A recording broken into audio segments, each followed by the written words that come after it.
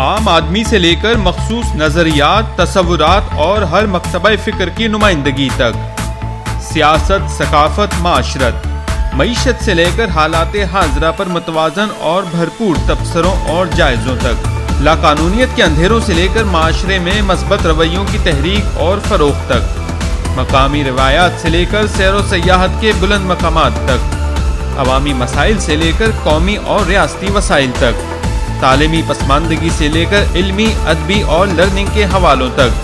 اب ہوگی آپ کی بات صرف ڈی این ایف نیوز پر۔ تتا پانی آزاد کشمیر کا ایک مشہور سیاحتی مقام ہے۔ یہ اپنی قدرتی خوبصورتی اور گرم پانی کے قدرتی چشموں کے لیے جانا جاتا ہے۔ تتا پانی کا اردو میں ترجمہ گرم پانی ہے اور اس سے مراد قدرتی گرم چشمے ہیں۔ یہ گرم چشمے سیاحوں کے لیے ایک بڑی کشش کا باعث ہے، جو گرم اور معدنیات سے بھرپور پانیوں میں آرام کرنے آتے ہیں۔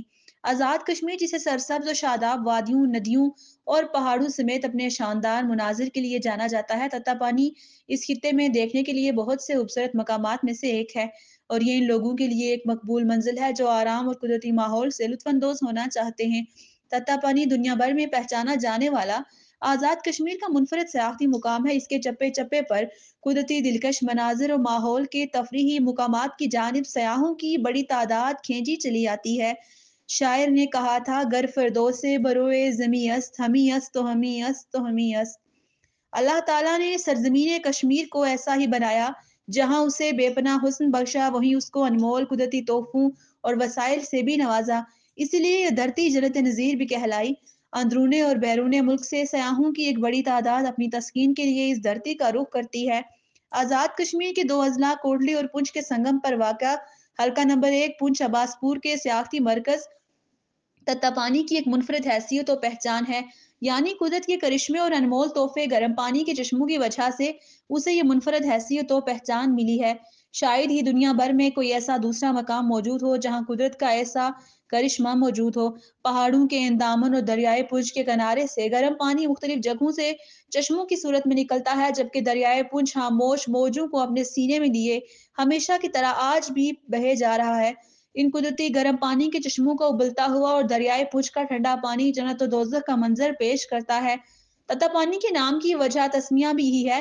تتا پانی حوض کا ٹمپریچر ہمیشہ 100 سینٹی گریڈ ہوتا ہے۔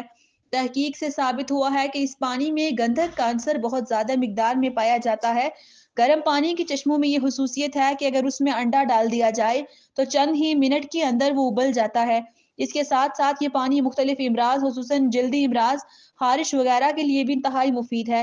یہاں بھاپ لینے سے جوڑوں کے درد سے چھٹکارا ملتا ہے۔ اللہ تعالیٰ نے اس پانی کے ذریعے بہت لوگوں کو شفا بخشی ہے۔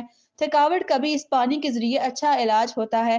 اگر اس پانی سے غسل کیا جائے تو تھکاوٹ فوری دور ہو جاتی ہے۔ اس لحاظ سے یہ سیاحتی مرکز اندرون و بیرون ملک کے سیاحوں کے لیے تفریح کے ساتھ ساتھ ان کی خصوصی توجہ و تحقیق کا بھی مرکز ہے۔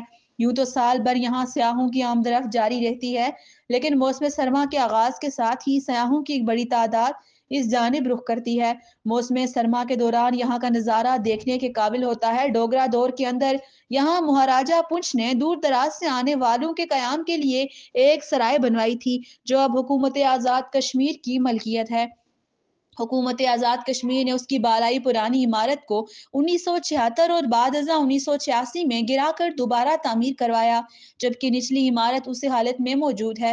اسے ریسٹ ہاؤس کا نام دیا گیا۔ اب یہ ریسٹ ہاؤس محکمہ سیاحت آزاد کشمیر کے زیر کنٹرول ہے، اور اس سے ملحقہ ایک خوبصورت پارک بھی تعمیر کروا دیا گیا۔ انتخابات کے موسم میں یہ مقام سیاستدانوں کی آماجگاہ بن چکا ہے۔ ریسٹ ہاؤس سے ملحقہ پرائیویٹ ہوٹل بھی موجود ہے۔ یہاں پر بھی سیاحوں کے قیام و طعام کا بندوبست موجود ہے۔ اس اہم مقام کے قریب جامع مسجد تتا پانی حوض سے ملحقہ ایک مزار ہے، جس کے بارے میں بزرگ روایات کرتے ہیں کہ یہ کسی مائی صاحبہ کا مزار ہے۔ یہاں یہ روایت عام ہے کہ خدا نے شاید اپنی اس برگزیدہ ہستی کے توسط سے تتا پانی کو یہ تحفہ عطا کیا، اور گرم پانی کے چشموں کا پانی شفا بخش بھی ہے۔ ان گرم پانی کے چشموں کے عقب میں حسین و جمیل مسجد یہاں کی خوبصورتی کو مزید دوبالا کرتی ہے۔ دور دراز سے آنے والے سیاحوں کو اس مسجد کا گنبد دیکھ کر ہی اندازہ ہو جاتا ہے کہ وہ اپنی منزل پر پہنچ جائے۔ یہاں سے چند ہی گز کے فاصلے پر میجر خورشید احمد شہید کی آخری آرام گاہ بھی ہے، جنہوں نے 1971 میں مکار دشمنوں کی صفوں کو تہہ تیغ کرتے ہوئے جام شہادت نوش کیا۔ اس جگہ کی مقبولیت کے باعث قریب ہی پہاڑوں کے دامن میں ایک شہر تتا پانی کے نام سے آباد ہوا تھا، جس نے آج ایک بڑا تجارتی مرکز کا روپ دھار لیا۔ مسجدوں کا شہر کوٹلی یہاں سے صرف 20 کلومیٹر یعنی آدھے گھنٹے کی مسافت پر واقع ہے۔ بیرونی شہروں سے آنے والے سیاحوں کو کسی بھی پریشانی کا سامنا نہیں کرنا پڑتا۔ در حقیقت سیاحت ہی ایسا شعبہ ہے جو مختلف ممالک میں حکومت کی بڑی آمدن کا ذریعہ ثابت ہو رہا ہے۔ یہ ہماری بدقسمتی ہے کہ اس جانب کوئی خاص توجہ نہیں دی گئی۔ کسی بھی حکومت نے اللہ تعالیٰ کی عطا کردہ نعمتوں کو صحیح استعمال کرنے کے حوالے سے اپنا کردار ادا نہیں کیا۔